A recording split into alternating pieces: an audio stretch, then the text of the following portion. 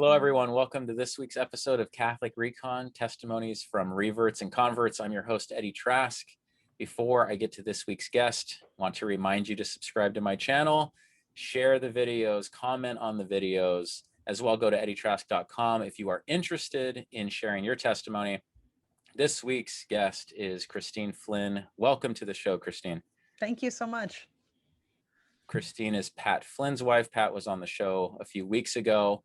And Christine and Pat recently went out to Ohio to film an episode of The Journey Home with Marcus Grodi, which just anytime someone can share that journey on television is just so remarkable. Yeah, actually, about the journey home. I mean, during our conversion, we watched that show a lot, and it's a lot of Protestants who are coming back or coming into the Catholic faith, which is awesome. I was completely agnostic and then atheist before becoming Christian. But I made the point, and I always try to make this point, is that my parents are both fallen away Catholics. But I was raised in a very loving, wonderful home that really had, as I look back on those years, it had all of the markers of what you would hope for a good Christian family, from the outside, very laughter, love, closeness, traditions. It was a really great home to grow up in. But my parents tried to pass along a lot of the faith and moral teachings, the values that they picked up from their Catholic upbringings, but had decided they didn't want the Catholic part of it anymore. So my parents, by the time I was born, my brother had been baptized when he was born in the early 80s. By the mid 80s, my parents were completely out of the church. And so me getting baptized was not even a possibility. I think my aunt tried to do an emergency baptism, but there wasn't an emergency. So of course it doesn't stick. And then my parents, they had this idea, and at first when we were kids, I don't know if they meant to pass it on or if it was just, a coincidental, but it was this idea that you couldn't have faith and reason. You can't have both. So we moved from New York to Southern California, and then we wound up in the Bible Belt in North Carolina. And so I had come from this idea that we had a more cosmopolitan family, more reasonable, intelligent family. And to suddenly be thrust into a world where the rapture could happen at any moment, repent and believe, have you accepted Jesus Christ as your personal Lord and Savior? It was so alien to me.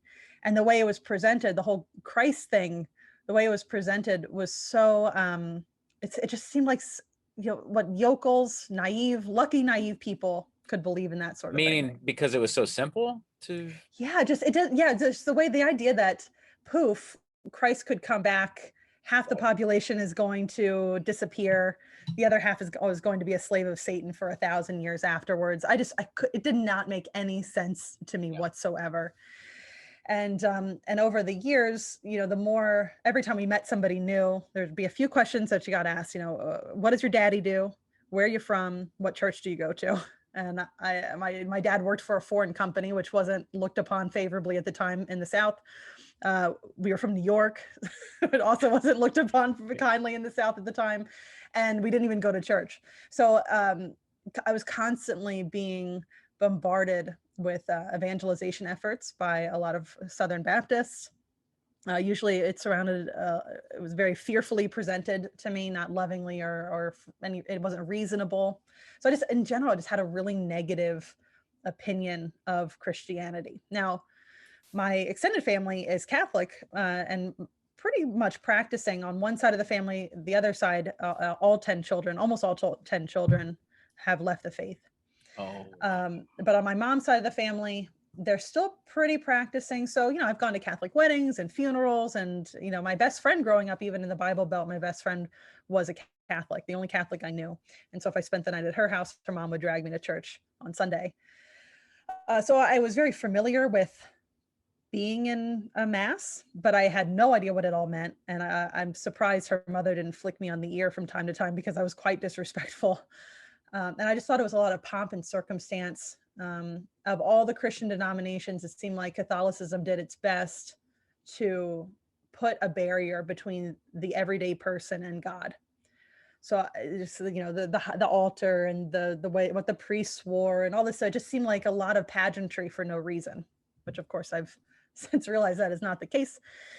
So I just everything about it was just not a possibility. I thought it was silliness and naivety on, you know, the low end. Possibly as I became more aware of world history, I thought that religion was the opiate of the masses, as Karl Marx would have said. Yeah. That, you know, all most it killed the most people in the world. You know, all the usual tropes that you hear, anti-religious or anti-Christian tropes. I held all of them, and really took no time to look into any of it at all. It's actually quite lazy of me. But in the meantime, though, you know, you still have, as a human person, you still have questions. You still have those big questions. You know, where am I from? Why am I here? Where am I going after all of this? And without having any context, any good authority to ask those questions to and get good solid answers from, I started perusing the internet, the old Angel Fire and GeoCities websites, and going to the bookstore and just walking through the spiritual new age section and started picking out books. And interestingly, during those years, I did have a lot of dreams, and those dreams did tend to come true on a personal level or even on a global level. Not all the time, but there was something there. So between me feeling like, oh, maybe I am special, maybe there's, you know, this universe that is trying to, you know, I'm getting some kind of esoteric knowledge that nobody else is getting, or very few people are getting. I must be close to, you know, I was learning words like enlightenment and energies and all this stuff. So I was starting to piece together my own religion based on my personal experiences and what felt good to me. And so I became very narcissistic, that I had figured it out while very few others had. And also very relativistic. So that's good for you. You know, if you need to believe in Christ, okay, that's fine. But I don't need that. Thanks. In the meantime, you know, the dreams continued, and I started playing around with whatever new agey woo-woo type stuff you can imagine, Ouija boards and fortune tellers. And even then, though, I was so narcissistic about my knowledge and how special I was, that I would pay somebody to read my palm and kind of sit back and like, let's see what you got. You can't crack me. I'm so special. It's so ridiculous. You know, the more I talk about this stuff, that I even believed it. And I so many times over the years, somebody would say, oh, you have a holier than thou attitude. I'm like, no, I don't. That's not true. But in the back of my mind, I was like, well, you know, if I did have that attitude, I deserve to, because I'm special. You know? um, and and during all of this, I caused a lot of pain and suffering for people. Anything that I did could be chalked up to just another step forward in my own spiritual journey. So if I you know, ghosted on a friendship, well, you know, and my friend was hurt about it, well, that's on their journey. They need to figure it out and work through those emotions. Or if I cheated on a boyfriend, well, you know, that's just part of my journey. Him healing from that is part of his. I actually said many times that I didn't believe in mistakes, because a mistake was only something that happened if you didn't learn from the experience. So that left no room whatsoever for personal accountability, No. any concept of sin. So what ages is this all going on? So the dream started, and then my real interest in spirituality kicked off in middle school and went on until my early 20s. Got it. So it was a long time of, you know, I look back, I'm not now, you know, I become more of a compassionate person, like reverting. Because I remember being a nice person when I was a kid. And then I got more selfish over time. And I realized that, and actually a recent study came out, I think October of last year, that quantifies the more a person gets into spirituality training, like, you know, maybe the first step is meditation, and then they're working their way down the craziness pike, and they're getting to Reiki and energy healing. It's also the trajectory that you grow in narcissism along the way. No kidding. Yeah. So it's actually, some scientists quantified it for the first time, that there is a real correlation between this kind of new age practices and training and how narcissistic you are.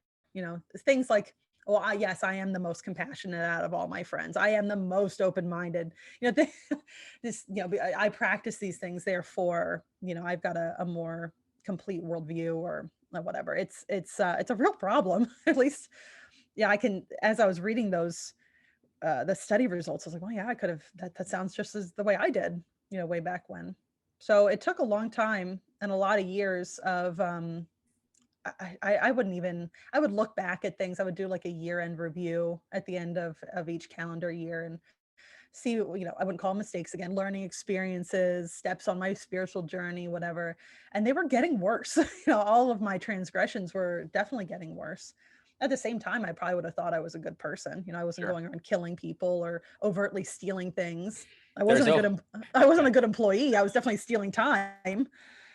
Just yeah, I was just so selfish and but you could say, oh, that's just because you're a young person.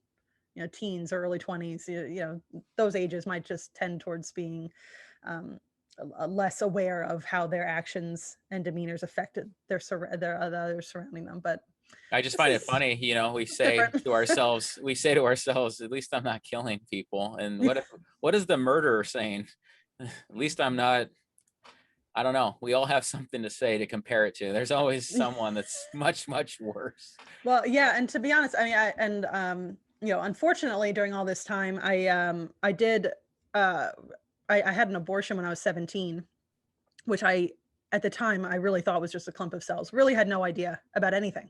I was a very dumb person. The more I look back at all of this, and I would say, oh, well, at least I didn't kill anybody, or somebody might think that, but did they? I did. I wasn't a good person. I actually did end a life. So my ideas of even that, I mean, just complete lack of awareness of anything. Yeah. But I thought I was very spiritual. And I kept growing, I thought, in this spirituality to the point that I wouldn't even look at spiritual or new age books anymore because I had already figured it out.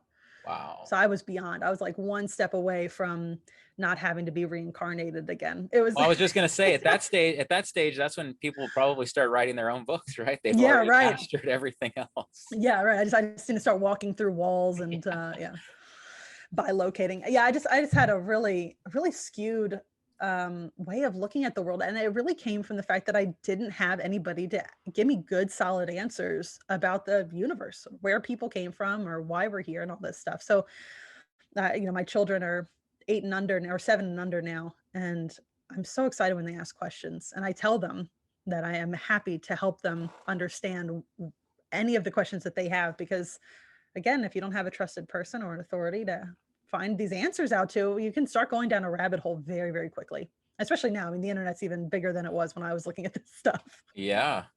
Unbelievable. But I didn't stay there forever. I remember, like I said, this went on into my early-ish 20s.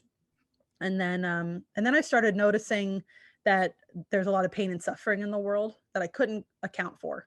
So, 9/11, or I think it was 2004, or maybe 2005, that horrible tsunami in Southeast Asia. And then on a personal level, a family member's suicide, my brother's best friend died in a car accident on his own wedding day. And I was like, this is all so bad.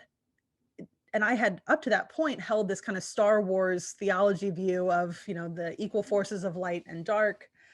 And it seemed like the light side of the universe wasn't as strong as the dark side of it. Because, okay, sure, a love that a parent has for their child is real. And I have love for my friends. So there is goodness, but is it actually comparable or can even, hold up against the darkness and the bad stuff that's clearly going on in the world and also in my own personal life? And so it started making me question if there wasn't the equal parts of if this dualism was just a nice idea for some people to start to believe in. And the more I thought about it, I was like, well, I don't know if I have any good reason, because at this point, I should say, the dreams had stopped. I wasn't getting this constant stream of knowledge from the universe, the woo universe at this point. So I was feeling kind of adrift anyway. And I was, and then also seeing all this pain and suffering and trying to rectify or, reconcile this with my previous thought patterns. I couldn't do it. Yeah. So then I started thinking, well, maybe there just isn't, maybe I just made all this stuff up. Maybe there really isn't this overarching force in the universe. And I definitely don't believe in, God, I mean, I don't believe in this God-like figure anymore, if there was even anything.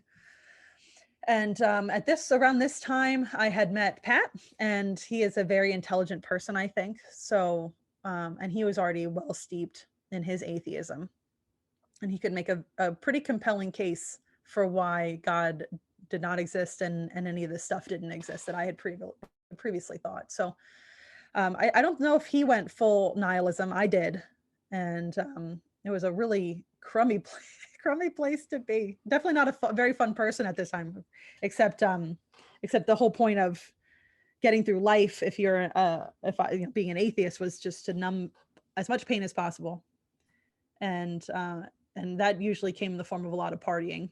So maybe I was a fun person to be around, but probably not a very fun person to talk to, because I was just like, this existential dread was lurking just underneath the surface of all this fun I was trying to have.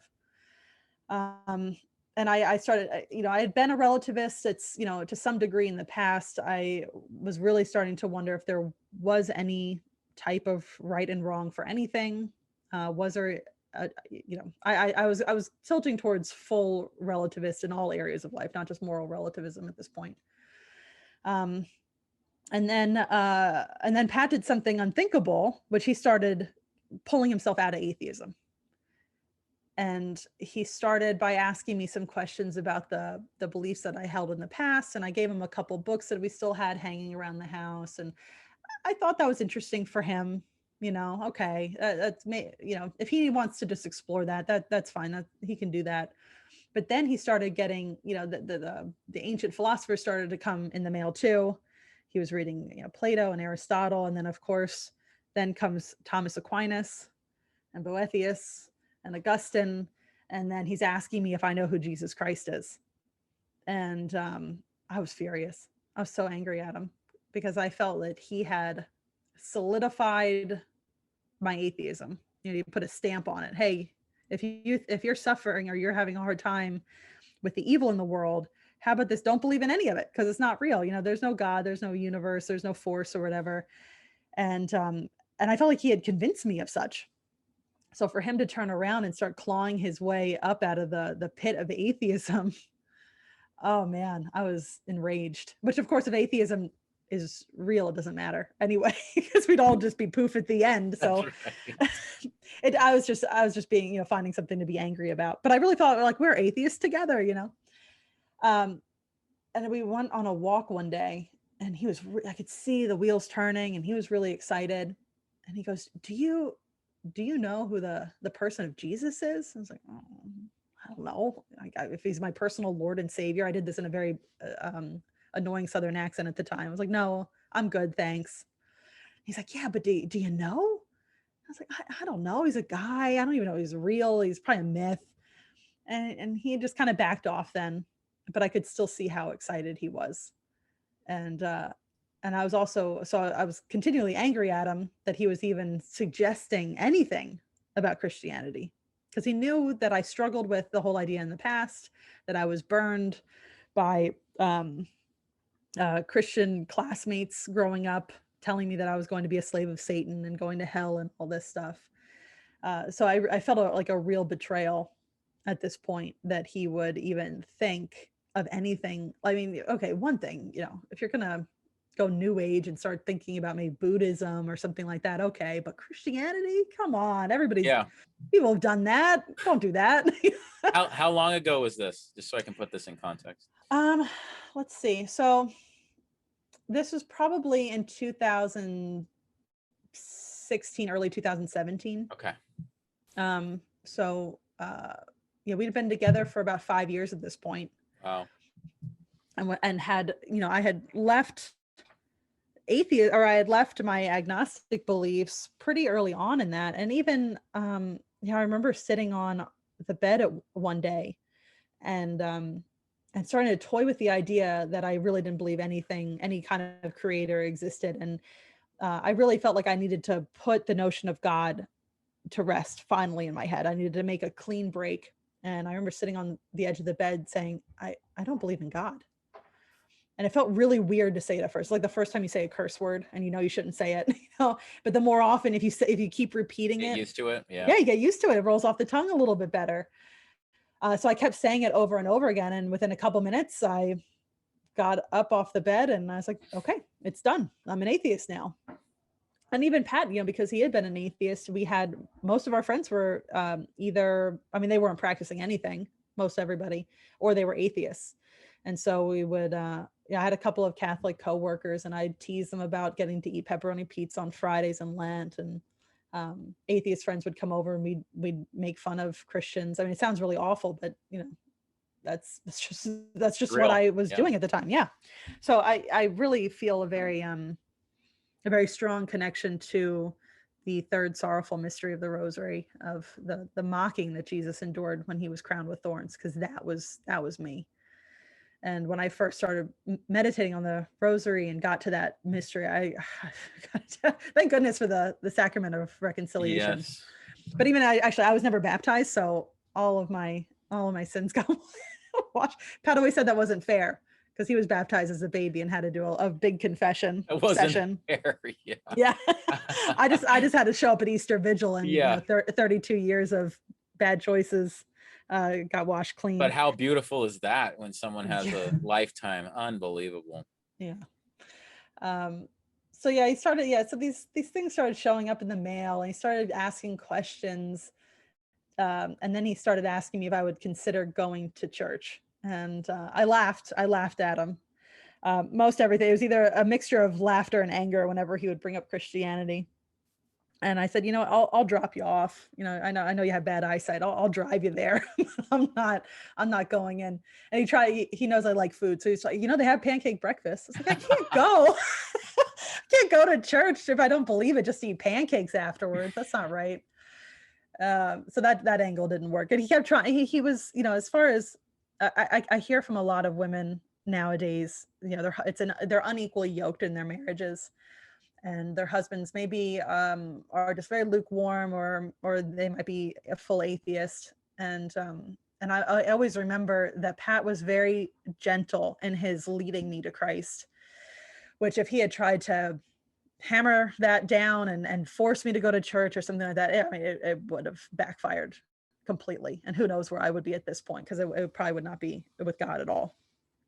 So he was very, he had a good intuitive sense about what I could handle at one given time, and when I needed him to back off about it. And he just kind of, put his head down and quietly went along doing his research. And he used to do computer work at a coffee shop, and he would sneak away for morning, the 9 a.m. daily mass at a very beautiful Catholic church, which I eventually wound up being baptized in.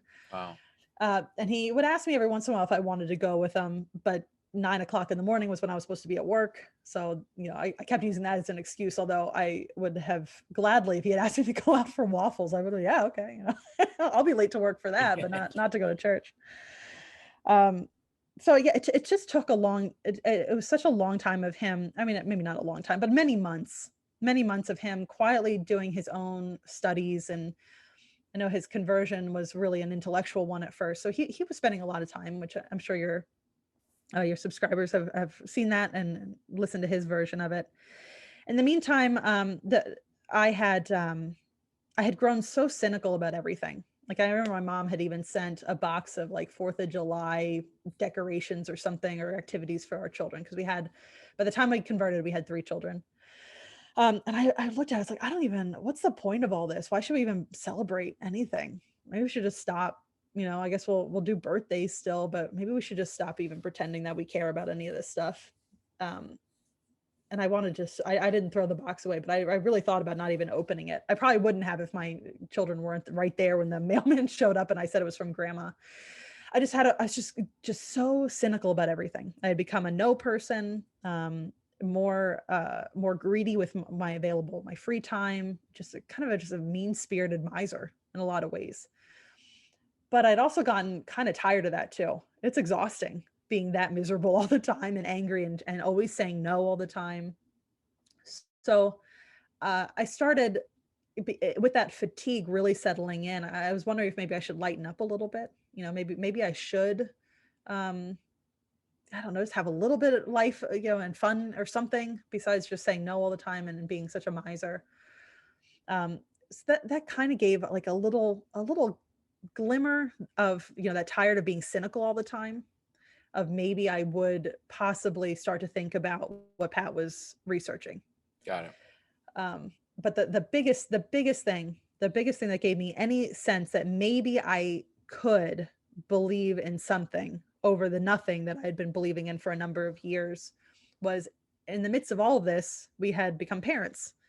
And we have a Saint Bernard, and I really loved, I mean, she was my baby at the time. So I was like, I love my dog.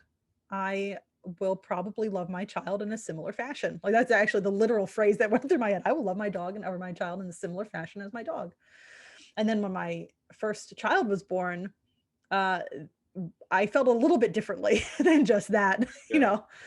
I fell in love with my child, and it was like a flash of light in the room the first moment I looked at him. And I just poured myself into him. I loved all of the caretaking. And it started, my mortality, fears over my mortality crept in during this time, because I was so frightened that I would die and wouldn't get to spend a lot of time with him, or I spent all these hours and days and months and years, feeding him and teaching him and reading to him, bathing, feeding, whatever, all the stuff. And what, in less than 100 years, we die, we go poof, we're worm food, that's it. I'll never see him again. And that thought scared me so, so badly that I I was able, that was just a little nudge, hey, maybe there is something else. And if there is, wouldn't it be better that that's true than the nothingness idea? So between that hopefulness, that fear that there was nothing, because now I actually had something to lose. Yeah. When it was just me, I had not, whatever. Probably better to be done with the suffering in this world than carry on. But now I had something to lose, and it was my children and our relationship. And so I was so scared about all of that, and also at the same time very hopeful that maybe there was something else. And if there was, that would be great. So I was tired of being cynical, and I was hopeful that there was something more than just going poof at the end of this life. So with those two feelings kind of nagging at me, Pat starts to intensify his research, and starts to say, I think there's something here. I would really appreciate it if you would, we could try out a couple churches. You can pick one. You can pick the first one we go to, but I think we should try a Catholic mass at some point. And I was like, I think you got to pump the brakes a little bit. This is like after months and months, and me even coming to the realization that I wouldn't mind if there was something else besides atheism. And even still, I was just like, whoa, this is moving a little too fast for me. But then there was this Facebook advertisement, and Facebook ads, they follow you around places, those cookies. Yep. There's this advertisement that kept showing up for months, and I went back and tried to find it, and I don't know what it is. I could never find it again. But for months, I kept seeing this advertisement that said, "What if for 30 days you just believed?" And I would kind of like sing song in my head over the months. What if for 30 days I just believed? I was like, oh, I don't even know what that means. And I kept pushing it aside. But then come November of 2017, that it's getting more frequent that I'm hearing this in my head, and I'm seeing it on Facebook. And then Pat's asking me if I would mind going to church. I'm really hopeful that maybe there's something more. Pat's becoming a better husband and father, which was kind of infuriating that he was doing this, and that I was feeling like not as good as a wife and mother. He's becoming a Christian. I was like, I maybe there is something here. Maybe I do have to do something about this. And so I had no idea how to go about doing it, though. I didn't know how do you break into being a Christian? I had no idea. But thankfully, Pat, because he's such a voracious reader, had come across a book that he had read through, and knew that it had it addressed most of my lingering problems with Christianity. I'd been hearing him listen to audiobooks about how maybe Christ was a myth, and he had moved past those already. But I those were kind of some of the hangups. I didn't understand if Christ was a historical figure. I didn't I really, really didn't understand the atonement and the whole idea that we had sin. I hated the word sin. I just, these are those are probably the two main hangups that I had. Was Christ real? And what's this, dying for your sins type thing that everybody has been telling me for so many years that I never understood and never got a good explanation for. Did you think it was like some type of control mechanism at the time? Yeah, so I really thought that the church, any type of religion was formed mostly to control the masses Got it. in Okay. some way, Yeah. right? And keep them fearful, keep them in line, give them rules. And sure, if somebody needed the 10 commandments to just know not to kill somebody or not to, steal, okay, that's good for them. That's probably good, basic rules of Yeah. engagement for humanity. You don't need the whole religion part with it now, do you? Yeah. Yeah, I really it was definitely a control mechanism that I thought all of this was. So he gave me this book and he said, I think you're going to like this one. It's The Case for Christ by Lee Strobel. And Lee at the time had, he was an atheist. His wife was an atheist, and he was an investigative reporter, I think, for a newspaper in Chicago. And while my whole family's, comes from, my grandfather owned a newspaper for 40 years. My dad and all of his siblings worked in the newspaper business. So I was like, oh, my ears perked up on this. Okay, an atheist journalist. All right, I that sounds like something I know. And Lee starts on this investigation of Christ to prove to his wife, who has converted to Christianity, that this is all wrong and to try to reconvert her back to atheism. So he winds up interviewing all sorts of very intelligent people, the best and brightest in the fields of history or psychology or anthropology. And as I'm reading this book, I'm realizing, maybe Christians aren't just the yokels, like those naive people who just believe it because it sounds nice and will help them live a happy life. Maybe there's actually intelligent people who are Christians. Well, I had never thought about that. So and then in the midst, he's interviewing each of the experts. They're talking about something that people struggle with, like the atonement or the miracles. Is it just, the swoon theory, all this stuff, he's going through and debunking all of it. And as he's going along, he's realizing that Christ is real, and he winds up converting. I think he got as far as maybe Baptist, and I think is now still a preacher in Texas. So of course this all backfires on him.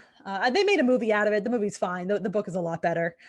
But it was, I get to this one point in the book. So, they make the case that Christ was actually a historical figure, not just somebody made up. And that came pretty easily once that evidence was presented.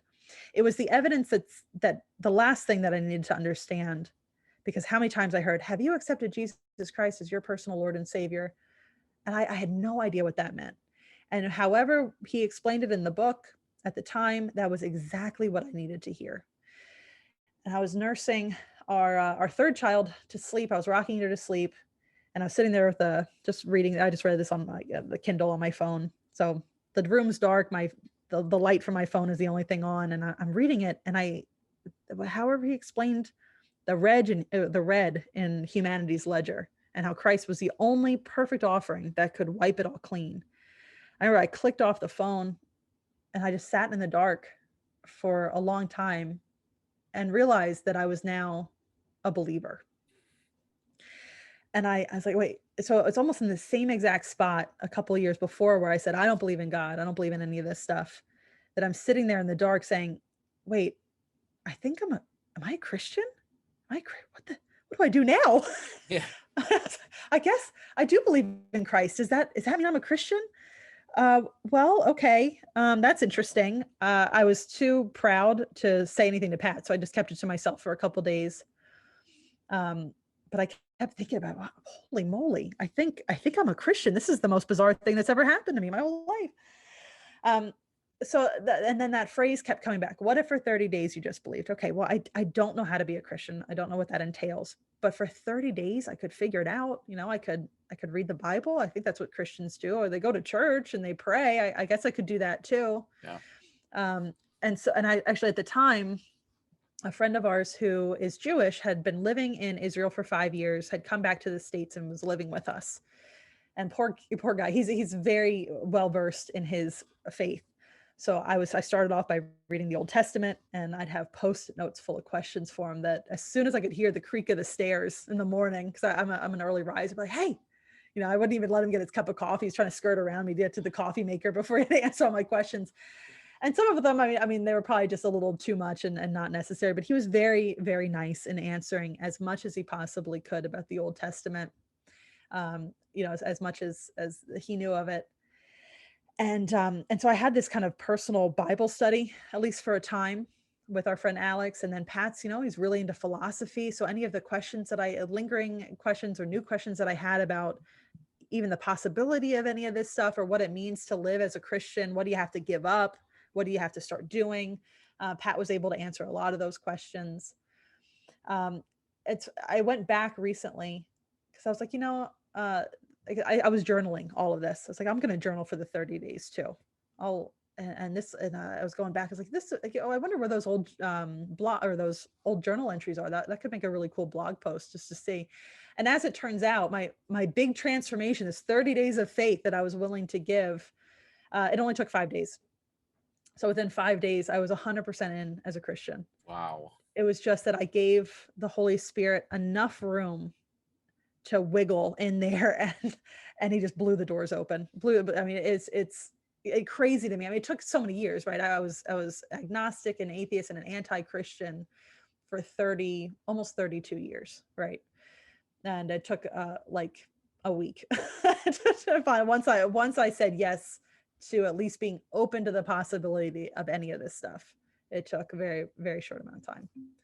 So, but that was very scary, because what do I do now? Yeah. I have to tell people, don't I? Do I get baptized? Where do I go to get baptized? Does it matter which denomination I pick? At this point, I didn't know if there was a difference between denominations.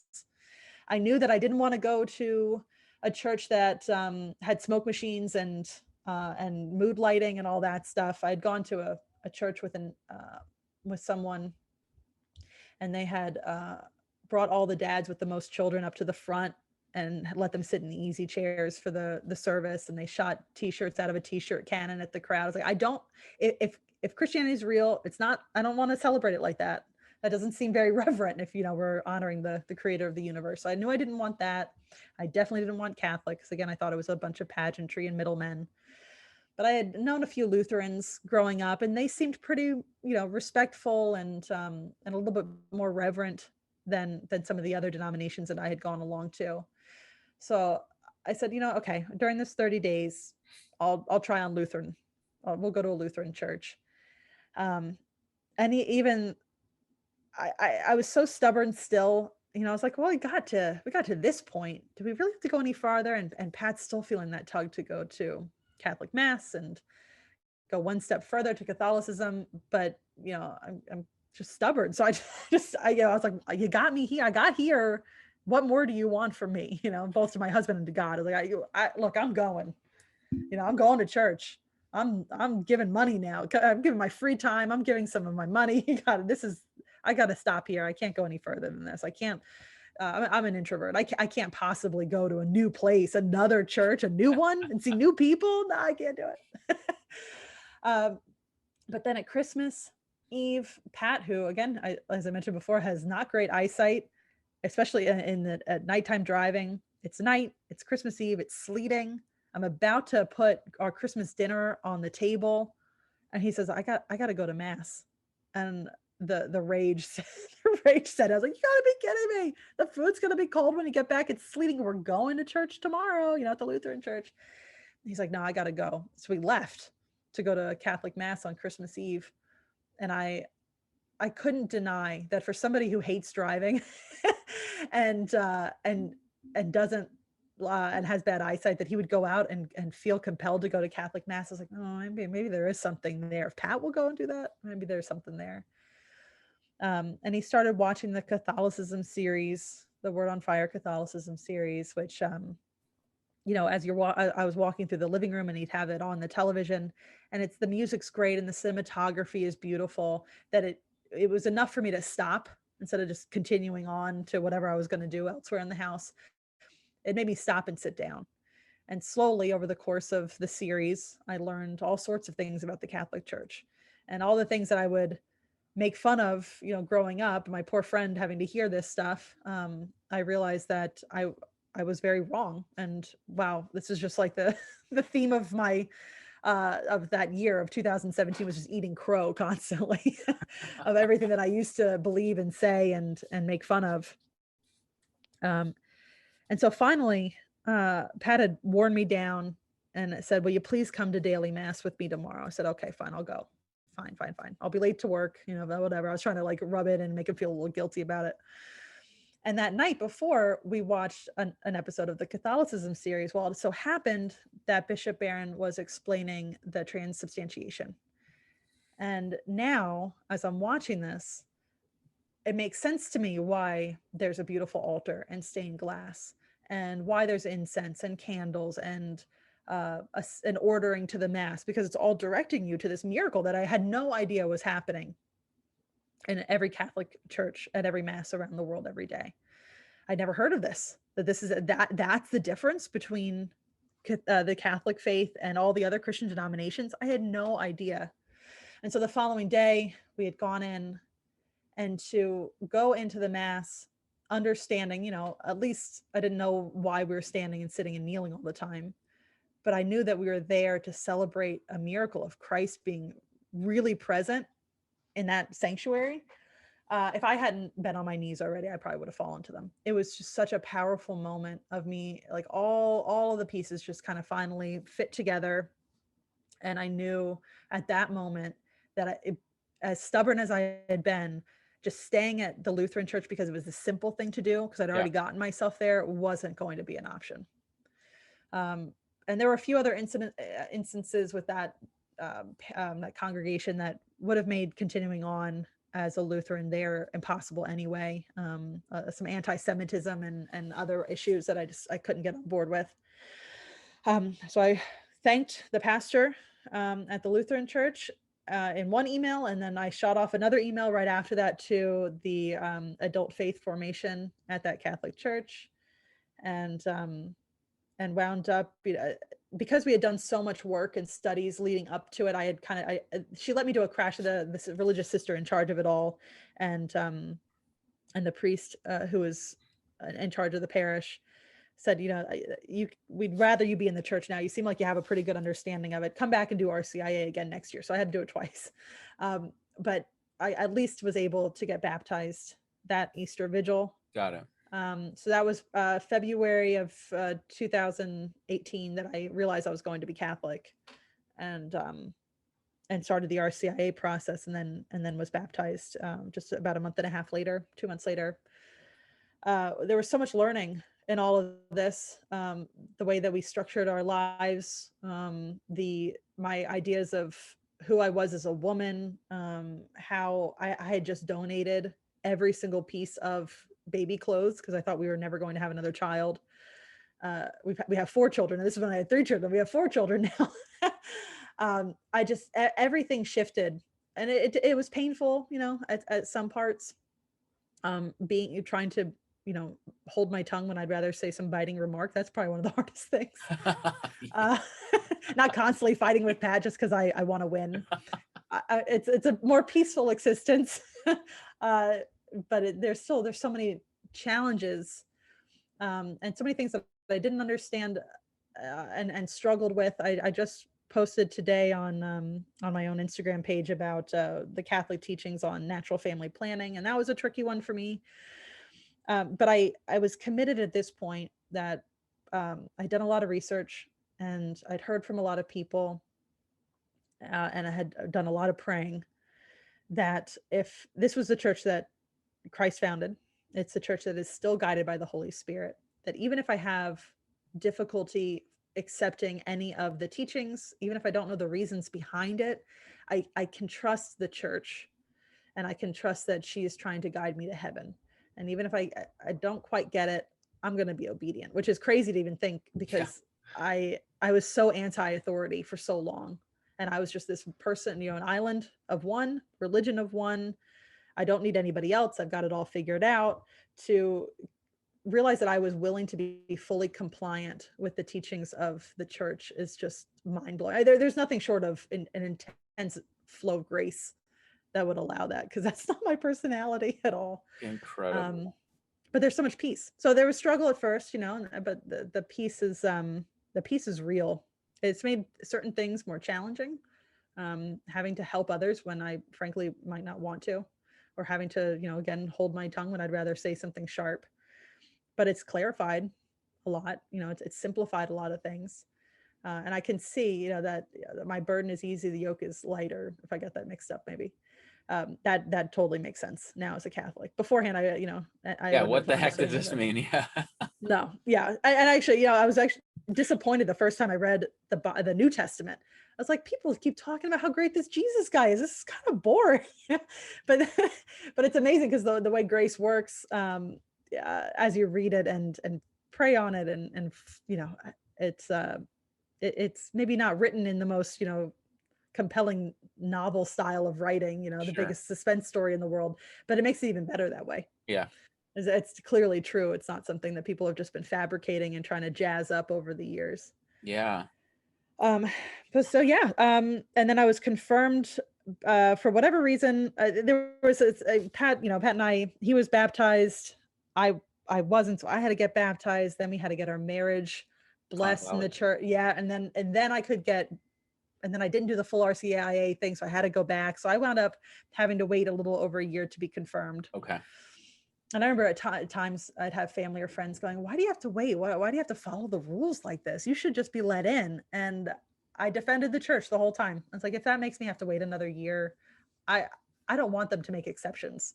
I'd rather them just stick to the rules, and I'll follow the rules. Because if you start making exceptions, well, then you've got 10,000 Christian denominations and a bunch of crazy liturgical laws or what. I was like, I'll stick to the rules, and I'll just learn more and pray more and be more excited and ready for confirmation than if I'd rushed through on some kind of technicality or something. Yeah, some people have to wait a few years because of a number of matters. Yeah. And you just have to, they say that they just hunger for the Eucharist that much more, and That's true. every Yeah, other actually, part of the Mass that they've been experiencing, but there's something that breaks. It's like they go through this, they pass through something, if that makes yeah. sense.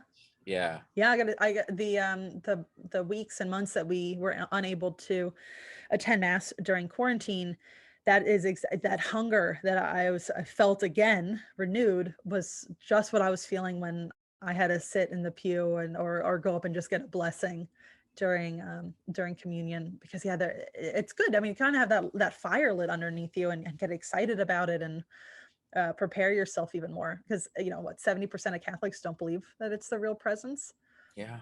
So if you spend that much longer, those years or whatever, that time span, getting excited and learning more about it, and being ready to accept that teaching, all the better. All the better. It's tough. Yeah. It's tough, but it's God bless you guys. What a cool story. Yeah, Pat said you got to talk to Christine. She has more. She has her own story to tell. So that's really cool. we definitely come out from different angles, right? Yeah. How's that been for the family? So you have 4 kids. Oldest is 7, you said. Yep. How's 7 that on been, down to 1. going as a family and being united like that? Well, I mean, like I said before, Pat had already started becoming a better husband and father when he became nominally Christian. Sure. And it's for both of us, it's just improved. But our children, our oldest was old enough when we converted to notice that there was a difference. Like suddenly we were going to church on Sundays, and why. So children are natural philosophers. So they've been, and my son's he loves to question things anyway. So it's actually been pretty cool to hear the amount of questions and the things that they ask.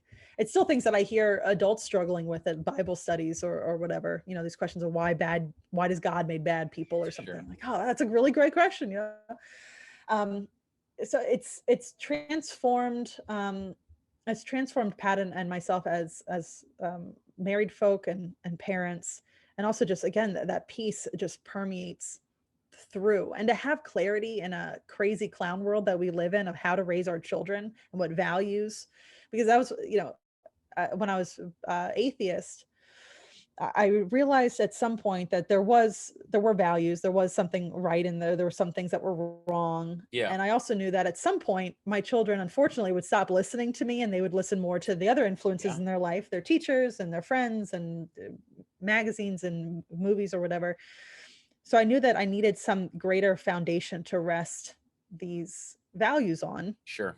because at some point they could be angry at me and not want to follow my value. Oh, that's just what mom thinks. Well, what if God thinks something? Maybe you'd be more likely to follow it then. So just to have this clarity on right and wrong in our house and how to grow in holiness is, it takes such a, I mean, it's difficult, to always choose the Of harder course. thing as a parent and the right thing, but it's a lot easier, it's simpler in a lot of ways. So like I said, the whole family and our life has simplified. We're not chasing external pleasures in order to feel good about Yeah. ourselves. Yeah. It's just been it's a very whole, I mean, it's crazy, and people get in trouble still, and still disciplining our children and all that stuff, but it feels holier. Well, yeah, It's, the objective is simpler. The subjective is, it's a free for all. And yeah, as you just mentioned, it is very much that way right now. It's a free yeah, for all.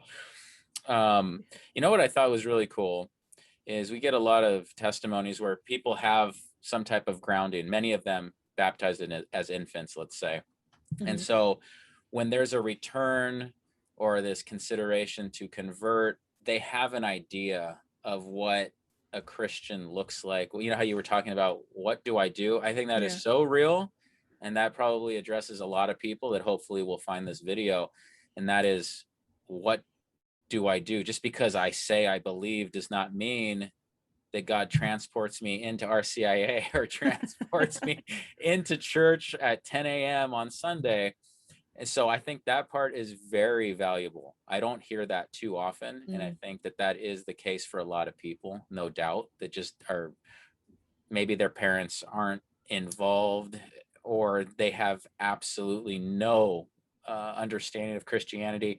They've only heard of Jesus, like you said, through maybe someone on the street corner that's yelling, repent, the end is yeah, yeah. near, things like that. Um, Last question: is there anything going on? You're home with the kids? How does that work with Pat's? Pat just blew my mind when I was talking to him. I got to tell you that. And you too. I mean, super articulate. Oh, are you guys doing anything together, or is it Yeah, kind of? yeah. So I joke that behind every successful podcast of my husband's is a woman saying shh, constantly shushing the kids. Be quiet. Yeah. It's Uh, happening right now with my wife and the kids. yeah. So I started a blog, shortly after converting. To be honest, I was drinking wine and watching a cooking show. I was like, well, maybe I'll just teach, parish kids cooking classes and like put it in with the saints feast days or something. Sure. So I started this thing, catholicmama.com, and a couple weeks later, Pat's like, you should podcast. I was like, that's funny. But he had already been, like 100 or so episodes into his podcast that he had started in order to do research for the book that he was writing. He's like, you just do 7. You do 7, you're more likely to keep going. I'm like, all right, I can do 7. I guess, what am I going to talk about? Well, I started talking and I started inviting guests. And the cool thing about the Catholic community is that people will say yes to you if you ask them if they want to come on your show, even like really popular people, unless, they really can't because of timing. But people were so agreeable. Anytime I would just be like, there's no way this person's going to answer me. I'll just shoot them an email and see what happens. And they answer back. I'm like, wow, you're going to come on my show. So I started this podcast, and then, I'm not as philosophically minded as Pat is, but that's a huge chunk of the faith. So Pat comes on my podcast, and we do it together every once in a while. It's harder now that we have a toddler on the loose again. But we podcast and do the meatier philosophical questions, where we take down socialism or whatever. It's those ones are good and tough, and I usually get a lot of feedback on those episodes in particular. So we do podcasts together. The two of us have books coming out from Catholic Answers separately Okay. next year. Okay. He's writing one on Aquinas, I believe, and I am writing one on, it's part of memoir, part apologetic, about my conversion story and the dangers of being spiritual but not religious. Nice. Since so many people now are those religious nuns, right? They're unaffiliated. So hopefully tackling those in that book. And then just keep on writing and podcasting, and we homeschool, so it's very full. The days are very Awesome. full. It sounds like it. Thank you so much for sharing that on this Yeah. channel. Greatly Thank you. appreciate that. Everyone, if you like that episode, please like, subscribe, etc., etc. Until next time, take care and God bless. Bye.